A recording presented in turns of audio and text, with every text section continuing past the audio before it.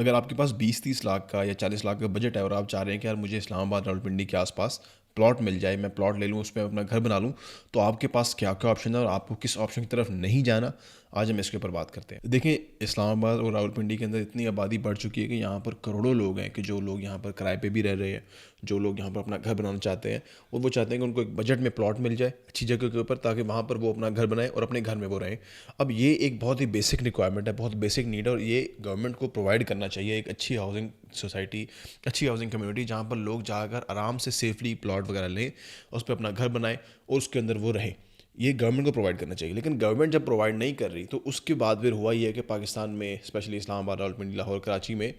बड़ी बड़ी सोसाइटीज़ बन रही हैं, कि जो नाम की तो बड़ी हैं लेकिन वो काम की बड़ी नहीं है। अब सोसाइटीज़ का मामला ये है कि दुनिया भर में ऐसा होता है कि यार, दुनिया भर में जैसे ये एक टेबल है ना, तो ये एक लैंड का पीस है, ठीक है। इसको हम डिवाइड कर देंगे, फॉर एग्जाम्पल उसको हमने डिवाइड किया 5-5 मरला की प्लॉटिंग के अंदर, तो हमें पता चला यार हमारे इस टेबल के ऊपर 50 प्लॉट है। तो दुनिया भर में, बेशक वो अमेरिका होगा, वो यूके होगा, वो दुबई होगा, वो 50 प्लॉट 50 लोगों को सेल कर दिए जाएंगे। बेशक वो थोड़े महंगे सेल कर देंगे, लेकिन वो प्लॉट 50 लोगों को सेल कर देंगे, और वो प्लॉट उनको मिल जाएंगे, वो लोग वहाँ पर आकर अपना घर बना के शिफ्ट हो जाएंगे, ठीक है। लेकिन हमारे यहाँ, क्योंकि यहाँ पर अभी दायरा नहीं है, यहाँ पर अभी गवर्नमेंट प्रॉपर तरीके से चेक नहीं करती, और ये अल्लाह जाने कि ये जो अपने जो अथॉरिटीज़ हैं यहाँ पर, वो उनके साथ मिली हैं या क्या मामला है, क्योंकि कोई बिल्कुल पूछताछ वाला मामला ही कोई नहीं है। तो वो जब इतनी सी लैंड लेते हैं ना, तो वो इस लैंड को डबल ट्रिपल सेल कर देते हैं। मतलब यहाँ पे 50 प्लॉट बने थे, उन्होंने सेल कर दिए 500 प्लॉट, 200 प्लॉट, 250 प्लॉट, 600 प्लॉट उन्होंने सेल कर दिए। अब जो एक आम बंदा है ना, कि जो चाहता है कि मेरे पास 25-30 लाख रुपए हैं, 40 लाख रुपए, मैं एक 5 मरला प्लॉट ले लूँ, 7 मरला, 8 मरला प्लॉट ले लूँ, उस पर मैं घर बना के शिफ्ट हो जाऊँ, तो उसके लिए उसको नज़र आता है कि यार ये सोसाइटी का, इसका ये नाम है, फलां नाम है, मैं यहाँ पे जाके प्लॉट ले लेता हूँ। लेकिन उसमें देखिए, आपने करना ये है कि ये कोई फ़र्ज़ नहीं है कि आपने किसी सोसाइटी में जाके प्लॉट लेना है, या जिसका कोई बहुत बड़ा नाम, बहुत बड़ा बोर्ड लगा होगा, आपने उसमें प्लॉट लेना है। आपने देखना ये है कि आपको पोजेशनेबल चीज़ कहाँ मिल रही है, क्योंकि देखिए, अगर आपने पैसे दे रहे हो, फिर आपको पोजेशन मिलना चाहिए, आपको चीज़ मिलनी चाहिए। अब इस तरह की जगह पर अगर आप जाएंगे ना, जहाँ पर ऐसी सोसाइटीज़ वगैरह बन रही हैं, वो कहेंगे हमारे पास बहुत बड़ी लैंड है, वो लैंड उनके पास होगी, अपने पास ही वो रखें, लेकिन आपको उनकी पूरी लैंड का कोई तमगा नहीं चाहिए, आपको प्लॉट चाहिए। तो आपने उसके अंदर ये करना है कि आपने जहाँ पे भी जाना है, जब भी आपने फैसला करना है कि यार मुझे 20-30 लाख रुपए, 40 लाख में घर प्लॉट चाहिए, तो आपने पोजेशनेबल चीज़ लेनी है। आपने कभी भी इस तरह के मामले में नहीं जाना कि जहाँ पर बड़ी सोसाइटी है, वो बन रही है, वो बनेगी, उसमें फिर आपको मिलेगा। क्योंकि ये सोसाइटी वाले जो होते हैं ना, ये उसको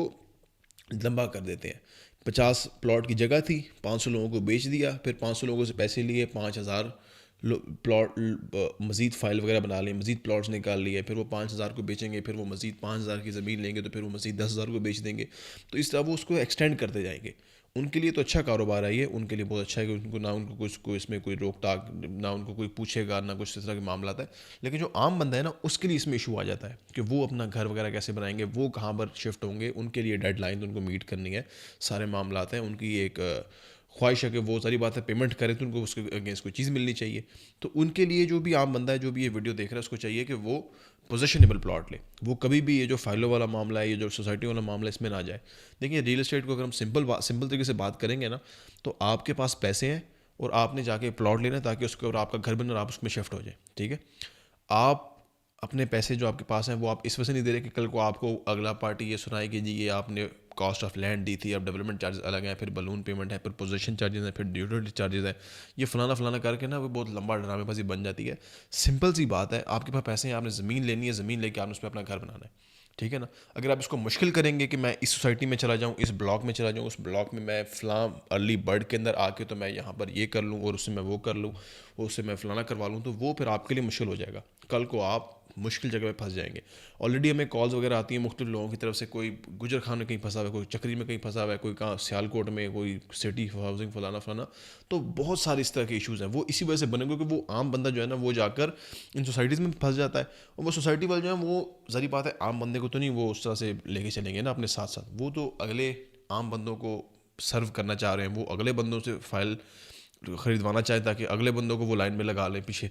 तो इस वजह से आपके लिए बेहतर ऑप्शन ये है कि आपने जहाँ पे भी जाना है, आपने पोजेशनबल चीज़ के बारे में बात करनी है। आपने चीज़ ही वो लेनी है कि जिसके अंदर आपको पोजेशन मिल रहा हो, आपको ट्रांसफ़र मिल रहा हो, वो चीज़ लें, पैसे दें, चीज़ लें, और आपका मामला ख़त्म हो जाएगा, ट्रांजैक्शन क्लोज हो जाएगी, ठीक है। इस तरह की चीज़ में नहीं जाना कि जिसके अंदर आपको कोई बहुत लंबे ड्रामेबाजी मिलेगी, आगे सुनने में आएगा ये फ़लाना ब्लॉग बन रहा है, ये स्पेशल ब्लॉग है, इस ब्लॉग के अंदर ये खसूसियत है, इस ब्लॉग में वो खसूसियत है, आप इसमें आ जाएँ। वो ब्लॉग कब बनेगा, कब मिलेगा, किसको मिलेगा, कहाँ पे मिलेगा, ये कुछ पता नहीं है। अब आप इमेजिन करें, दुनिया भर में ऐसे काम कहीं पे भी नहीं होता कि यार आपने फॉर एग्जांपल एक चीज़ परचेज़ की, आपने पेमेंट की और आपको ये भी नहीं पता कि आपकी जो पेमेंट आपने जिस चीज़ के अगेंस्ट पेमेंट किया ना, वो चीज़ कहाँ पे है।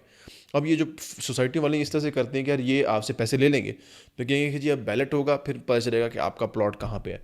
फिर वो आ गया वहाँ पर, फिर वो कंफर्म करने के लिए अलग मामला है, अलग पेमेंट है, फिर फलाना पेमेंट है, फिर ये आगे 4-5 पेमेंट लगा देंगे। कल को उनका दिल करेगा, उनको कहेगा यार थोड़ा सा हमारा प्रॉफिट कम हो रहा है, तो थोड़े मामला हमने मैनेज करने हैं, तो वो आपके ऊपर एक्स्ट्रा डेवलपमेंट चार्जेस लगा देंगे, वो फिर आपके ऊपर कोई और चार्ज लगा देंगे। तो इस तरह के ड्रामेबाजी में जाने से अच्छा है कि आप सेफ सिक्योर तरीके से सिंपल रियल एस्टेट वाले मामले में आए। सिंपल आपने प्लॉट लेना है, जहाँ पर आपको प्लॉट मिलता है, पोजीशन मिलता है, ट्रांसफ़र मिलता है, वहाँ पे जाके पेमेंट करें, प्लॉट लें और अपनी जान छुड़ाएं, काम ख़त्म करें। जो लोग इसमें फंस जाते हैं वो फिर बड़ा रिग्रेट करते हैं कल को कि यार ये तो बड़ा ख़राब मामला हो गया हमारे साथ, अब हमारे पास पैसे नहीं देने के लिए, हमें फिर वो कॉल करते हैं। तो उनको हम ये बताते हैं कि अब आप वापस जाएँ जहाँ से आपने ये चीज़ ली थी ना, जहाँ से आपने फ़ाइल ली थी, उनके पास जाएँ, वहाँ पे जाकर एहतजाज करें, उनको जाके बताएं कि यार अब मेरे पास पैसे नहीं है और आपने मुझे जो कहा था उसके मुताबिक आपने मुझे पैसे, आपने मुझे प्रॉपर्टी नहीं दी हुई, आपने मुझे प्रॉपर्टी नहीं दी, पैसे मैंने आपको दे दिए, आप मेरे से आप मज़ीद पैसे मांग रहे हैं, प्रॉपर्टी आपने अभी भी तैयार नहीं की हुई, तो मैं आपको किस तरह से पैसे दूं, मेरे पास पैसे है नहीं है। तो ये बहुत कम्प्लेक्स मामले में फंसने की ज़रूरत नहीं है, सिंपल रखें, प्रॉपर्टी लें, प्लॉट लें, पेमेंट करें और अपना काम ख़त्म करें।